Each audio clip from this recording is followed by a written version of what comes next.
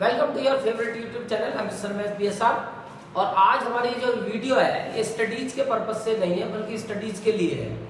और इसमें हम आज सेलिब्रेशन की वीडियो है हमारी ये, क्योंकि कल हमारा CBSE का रिजल्ट आया था और क्लास 10th के जो मेरे कुछ अचीवर्स थे जिनके 100% और 99% मार्क्स आए थे, तो मैंने उन लोगों को यहाँ पे इनवाइट किया था कि वो तुम लोगों के साथ अपने कुछ एक्सपीरियंस शेयर करेंगे, प्लस वो अपनी जो प्लानिंग उन्होंने फॉलो की थी उस अच्छे मार्क्स को लाने के लिए वो आप लोगों को बताएंगे। तो मैं सबसे पहले अपने एक स्टूडेंट को बुला रहा हूँ। वो डिस्ट्रिक्ट का सेकंड टॉपर है, एग्रीगेट परसेंटेज 99.4%, रोहन बंसल, और मैथमेटिक्स में 100% marks. Rohan. Thank you sir. Today I am very glad for achieving such marks. मुझे तो इवन विश्वास भी नहीं था कि मेरे इतने अच्छे नंबर आ जाएंगे। And this is all due to not only our subjective teacher but also our inspirational ideal Amit sir. And he not only gave us the study for maths, but also he inspired us and motivated us and gave us the wonderful texts for how to study. Even on my personal level, I think studying for long hours is not so much important. I think we must study for short time, but it should be intense. Whatever you study once, it should feed in your mind such that it retains forever, and even obviously sharpening it time to time is very necessary. And I think that you should not study even when your mood is not fresh, क्योंकि आपने देखा होगा कई students ऐसे हैं जो कई घंटे पढ़ते हैं फिर भी उनके नंबर इतने अच्छे नहीं आते हैं, और कई बच्चे ऐसे भी होते हैं जो एक 2 घंटे भी पढ़ते हैं और उनके नंबर बहुत अच्छे आते हैं।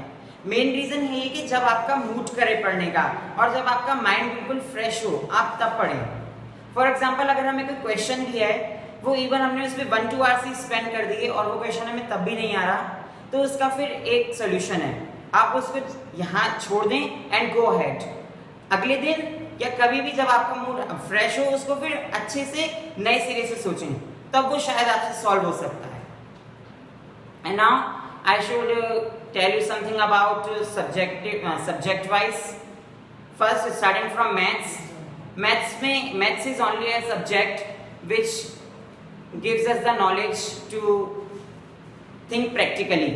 कोई भी सब्जेक्ट हो उसके अंदर हमें सिर्फ लिटरेचर रीड करनी होती है या कुछ भी है उसके अंदर हमें सिर्फ रीड करना होता है।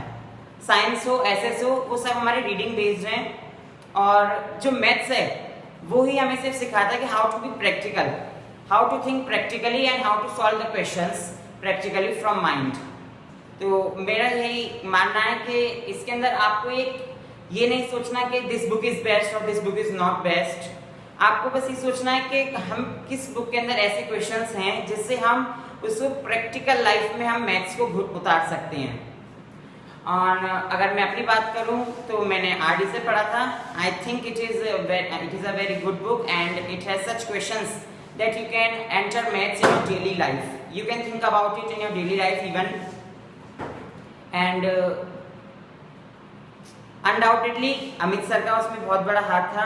उन्होंने उनकी स्प्लेंडेड जो सब्जेक्टिव नॉलेज है उसने हमें काफ़ी ज़्यादा शार्पन किया, और उनकी वजह से ही आज मेरे नंबर 100 हैं और मैं मैथ्स में 100% मार्क्स लेकर आ सका। इंग्लिश में इवन अगर हम सोचें तो it's not about all reading, हमें देखना है कि किस किस लाइन में से कोई क्वेश्चन बन सकता है और इस हिसाब से हमें पढ़ना है। And mainly I think NCERT is best for English literature and for grammar. कोई बुक भी इतनी एसेंशियल नहीं है, सारी ही बुक्स आप जितना ग्रामर कर रहे हैं उतना कम है। ग्रामर के लिए कोई बुक बेस्ट नहीं है, इवन सारी ही बुक बेस्ट हैं। आप जितनी ग्रामर कर सकें उतनी ग्रामर कीजिए। Same in Hindi literature for NCERT, और ग्रामर के लिए कोई भी बुक सफिशिएंट नहीं है। जितना आप ग्रामर को पढ़ सकें उतना ही आपके लिए बेस्ट रहेगा। SST में अगर हम देखें तो SST में हमें सिर्फ रीडिंग नहीं करनी है कि हमने जस्ट एक लाइन को रीड कर लिया, एवरी लाइन को हमें क्वेश्चन की तरह देखना है। मैंने जब अपनी बुक को पढ़ा था, I study from NCERT only, and जब मैंने उसको पढ़ा तो मैंने हर लाइन को एक आंसर की तरह ट्रीट किया, इवन वो कोई क्वेश्चन है, वो चाहे फिर 1 वर्ड है या 3 marker क्वेश्चन है, 5 marker. I studied each line as an answer to a special question. And this was my key to success and 99 marks in SST. And this was the whole lecture. Thank you. Thank you Rohan. और रोहन के लिए एक छोटा सा gift और एक छोटी सी मिठाई, क्योंकि रोहन ने जो किया है वो मेरे को लगता है कि बहुत उसके लिए कम अचीवमेंट के लिए तो बहुत कम छोटा सा गिफ्ट है, बट रोहन का अचीवमेंट बहुत बड़ा है। और अब मैं नेक्स्ट बुलाता हूँ, हमारा नेक्स्ट जो अचीवर है नमन, प्लीज कम। और इनके भी 100% मार्क्स है मैथ्स में, और ये आपको अपनी कुछ स्ट्रेटेजीज बताएंगे कि इन्होंने क्या किया। Thank you, sir, for inviting me. And myself, Naman. I have scored 100% marks in maths. This is all possible because of Amit sir and my teachers. He always motivated me in getting good marks.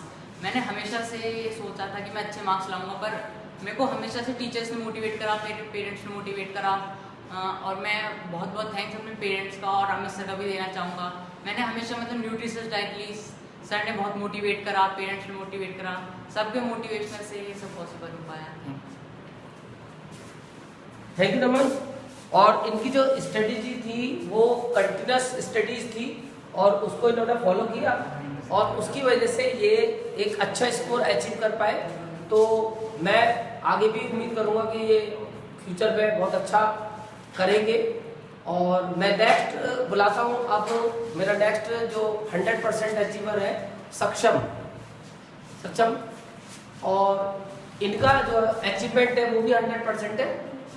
Thank you sir. तो मैं आपको बात बताऊंगा कि मैंने कैसे मतलब sir की गाइडेंस में अपनी प्रिपरेशन करी। तो मैं इसे कुछ पॉइंट्स में क्लासीफाई करना चाहूँगा। सबसे पहला पॉइंट विजुअलाइजेशन। आपको हर चीज़ को विजुअलाइज करना है कि वो आखिर है कैसे। जैसे कि 10th क्लास में बहुत बोट वाली प्रॉब्लम आती है, अपस्ट्रीम डाउनस्ट्रीम और कोन वोन वाली, तो काफ़ी एडवांस प्रॉब्लम्स ऐसी होती है जिनमें आपको विजुअलाइज करना पड़ता है चीज़ों को। तो आप पहले तो आप विजुअलाइज करिए, जैसे कि आप कोन कट कर सकते हैं। धीरे धीरे क्या होगा, आप उसे अपने माइंड में विजुअलाइज कर लेंगे, and trust me this visualisation will take you ahead. Physics में भी आपको बहुत विजुअलाइजेशन काम आती है, मैथ्स में तो visualisation is a must. Second thing is practice. You have to practise daily. whatever sir is teaching, you have to do or some or do वो वैसे क्वेश्चन दे देते हैं सर अक्सर, वो क्वेश्चन अगर आप करेंगे तो उससे आपका बेसिक से एडवांस तक अच्छा हो जाएगा। My third point is faith in yourself. There are times when you may score not so good marks, so you have to believe in yourself. कभी कभी ऐसा होता है कि फुल मार्क्स नहीं आ पाते, तो आपको लगता है कि यार क्या फ़ायदा इतनी मेहनत करी। तो मैं ये कहना चाहता हूँ कि there are times when life is going to hit you with a brick in the head. Don't lose faith. My fourth point is make your own notes. मैं खुद अपनी बताता हूँ, मैंने अपने एक सर हर किसी को नोट्स की शीट बनवाते हैं, तो मैंने खुद अपने नोट्स बनाए थे हैंड रिटन 15 to 20 पेजेस में। उसमें आपको अपनी सारी मिस्टेक्स भी लिखनी है कि ये मुझसे मिस्टेक्स हुई थी। तो आप जैसे मैं लास्ट टाइम मुझे याद है जब लास्ट डे था, तो मैंने आखिर में उन मिस्टेक्स को भी पढ़ा था कि मुझसे क्या क्या गलती हुई थी। Thank you sir. अच्छा, थैंक यू सक्षम। और सक्षम का जो अचीवमेंट है उसके लिए ये गिफ्ट तो बहुत छोटा है, बट इसका अचीवमेंट बहुत बड़ा है। और क्योंकि इसने मास्क लगा रखा है तो मिठाई से खिलाएंगे नहीं, बाद में मास्क उतार के सेपरेट मिठाई खाएगा। थैंक यू सक्षम। अब मैं लास्ट अपने बुलाता हूँ यश मलिक, और इनका भी स्कोर 99% है मैथमेटिक्स में, बट थोड़ा सा कुछ रहा है, उसके बारे में ये बताएंगे कि किस वजह से वो 100 से 99% आया। यस प्लीज कम ऑन, और अपने कुछ शेयर करो इनके साथ। Thank you sir for allowing me to express myself. So I'm going to divide my talk into some points. The first point is going to be consistency. तो सबसे पहले आपको अपनी तैयारी करने के लिए आपको कंसिस्टेंट होना पड़ेगा अपनी स्टडीज़ में। आपको ऐसा नहीं करना है कि आप 3 दिन पढ़े, आपने 4 दिन का ब्रेक ले लिया, 4 दिन पढ़े 3 दिन का ब्रेक ले लिया। उससे अच्छा है आप हर रोज़ 1 घंटा पढ़िए, ठीक है। और सेकेंड पॉइंट है रिवीजन। देखिए रिवीजन इज़ वेरी इंपॉर्टेंट। जैसे फॉर एग्जांपल अगर आपके टीचर आपको चैप्टर 5 पढ़ा रहे हैं, तो instead of being over smart and doing chapter 6 ahead of time, आपको क्या करना है, आपको चैप्टर 1, 2, 3, 4 रिवाइज करना है। उससे क्या होगा कि वो जो चैप्टर्स हैं वो आपकी मेमोरी में रिटेन रहेंगे एग्जाम के लिए, नहीं तो आप उन चैप्टर्स को भूलते चले जाएंगे, ठीक है। तो ये पॉइंट्स जो है ये आपको हेल्प करेंगे through out the year. Now for the time of preparation before the examinations, जब आपको क्या हेल्प करेगा, उसके लिए आपको अपने खुद से हैंड रिटन नोट्स बनाने हैं और उन्हें जितना शॉर्ट और कंसाइज बना सकते हैं उतना बनाइए, क्योंकि अगर आप उन्हें भी लॉन्ग फॉर्म में लिखेंगे तो एक तरह से आपकी बुक की फोटोकॉपी हो जाएगी। And the last point which I think is the most important is the role of teacher. The role of teacher is inseparable from scoring good marks in examinations. No matter how much you study, only the teacher can make you score good marks in examinations.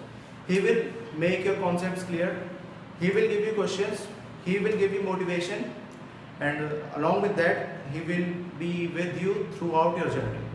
So that was all from myself. Thank you. Thank you. Yes, अभी जाना नहीं है क्योंकि तुम्हारे लिए एक छोटा सा गिफ्ट है, बहुत छोटा है तुम्हारी हाइट के हिसाब से, और एक छोटा सा तुम्हारे लिए मिठाई भी, क्योंकि तुमने मास्क उतार रखा है तो तुम खा सकते हो। और वैसे जो हमारे अचीवर्स हैं, अभी बहुत सारे अचीवर्स हैं तो सबको बुलाना पॉसिबल नहीं है, बट फिर भी मैंने कोशिश की है कुछ लोगों को बुला के तुम लोगों को समझाने की, और मैं चाहूँगा कि जो इन्होंने तुम्हें बताया उसको तुम फॉलो करो, और नेक्स्ट ईयर मैं तुम लोगों को भी यहाँ पे बुला पाऊँ ऐसा मेरे को मौका दो। Thank you.